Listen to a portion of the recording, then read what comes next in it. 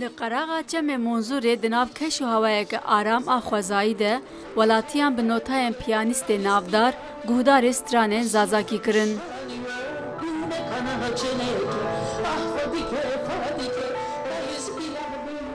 لنافچه پولوره سر به پارزگاه درس میا باکوره کردستانه پیانیست فاضل سای و هنرمند سرانات باجان لسر آوا جمع منظور 28 گلانه کنسرتک دان و به هزاران کس بشدار بون.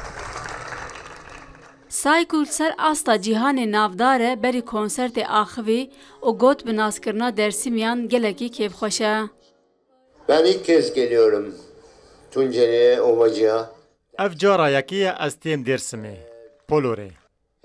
Lê ji vê herêmê min gelek mirov nas kirin û hemû jî rewşenbîr bûn. Mirovên gelekî hêjan e û gelekî xwendevan in. Ez bi naskirina wan kêfxweş im. Teşekkür ediyorum sizlere.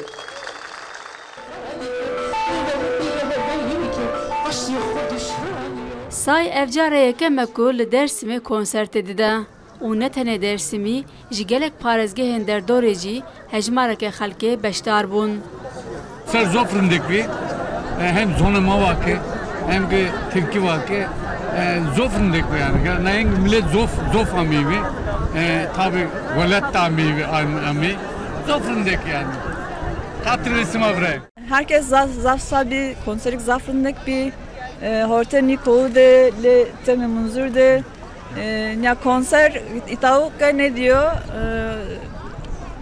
zomna ma zaf sabime ke fazla meita ma kita gosta iser serenat bacan incahin zaf sabime sunde heminino maye bremin bero maye meneke شارداریا پولوره به دروشما بلا جمع منظر آزاد و پاقش به حرکه به چالاکیان جدا دخوازه باله بکشینه سر پاراسنا خوزای نافچه و آرمان جگه کل سر آوا جمع داورگه هک بچه کرن.